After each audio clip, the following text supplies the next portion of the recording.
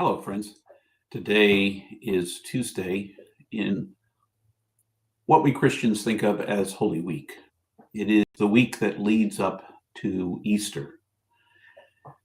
Now, as part of our practice this week, we are inviting you, if you so desire, to be a part of just noontime, uh, these very short noontime reflections and opportunities for you to do some pondering, thinking, and listening to the scripture texts that speak to us about aspects of what happened this week leading up to the crucifixion and resurrection.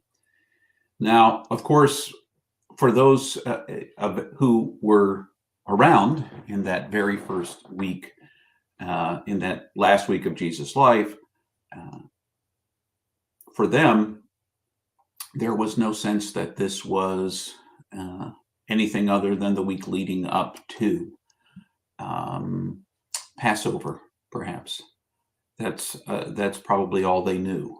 So, and of course, the Gospels are written after Jesus' death and resurrection, and the experience of listening to them is partially for us put through that image of all the things we've come to know or learn or think over the last 20 plus centuries. And so I want to invite you today to listen to the text, listen for a word, for an image, for a phrase that may be what Spirit is speaking to you today.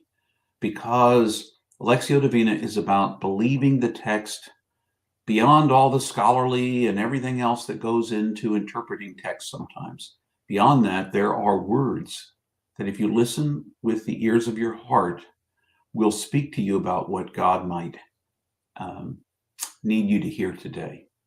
And at the end of listening, you may pause this video if you want to, so that you can reflect on your own. I'm going to offer some reflections, what I hear in the passage. So we'll listen together. Today, Emily is reading it to us. We'll listen together, and then at the end of our listening, after a moment of pause, I might speak into it, something that stood out or an image that spoke to me. And perhaps you'll find one too. So today we're hearing from John chapter 12, a portion of that, verses 20 through 36. Some Greeks were among those who had come up to worship at the festival. They came to Philip, who was from Bethsaida in Galilee, and made a request. "Sir, we want to see Jesus." Philip told Andrew, and Andrew and Philip told Jesus. Jesus replied, "The time has come for the human one to be glorified.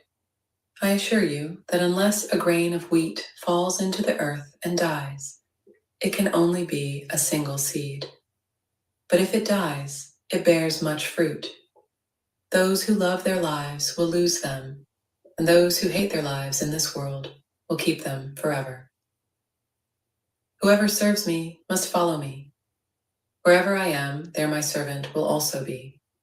My Father will honor whoever serves me. Now I am deeply troubled. What should I say of Father? Save me from this time? No, for this is the reason I have come to this time. Father, glorify your name."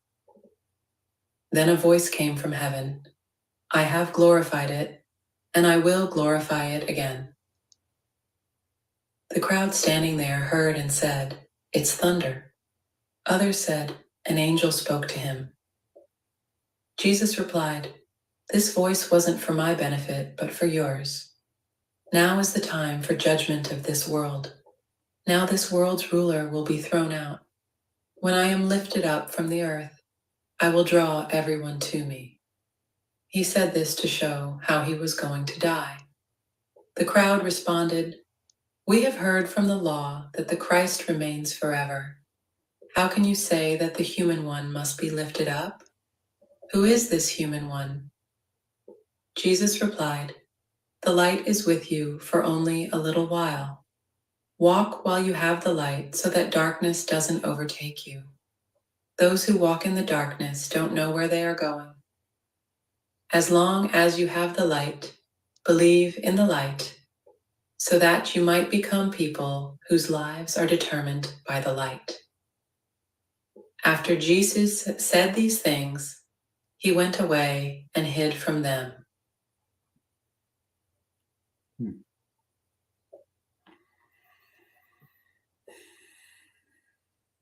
There were a lot of images in that text, weren't there?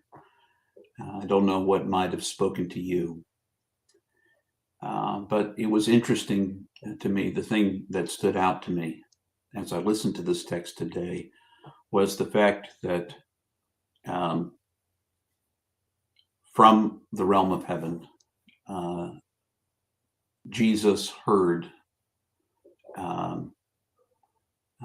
from the Father, from God.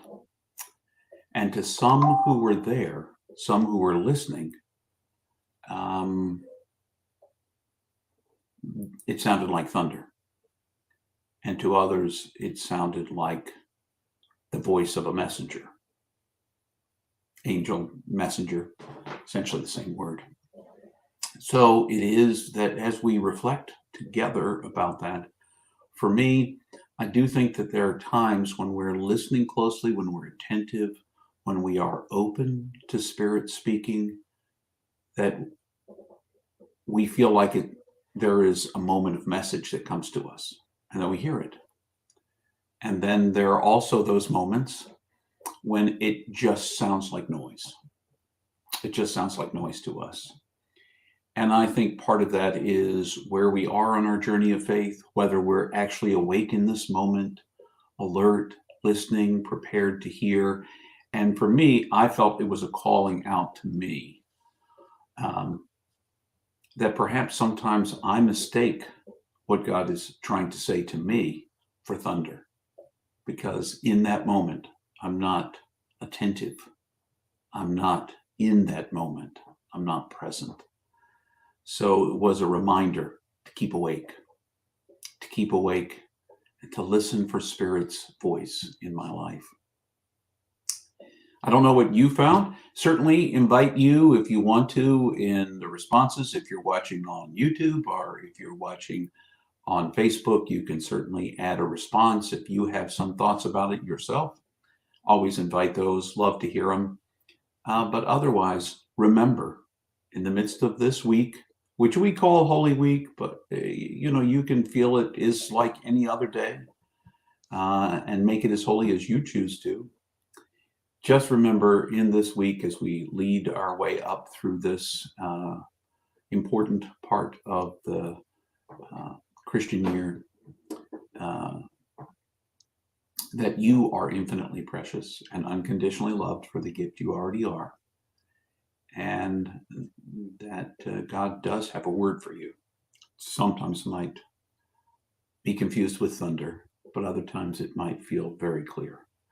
So I wish for you the best. I'll be back to see you again tomorrow at noon.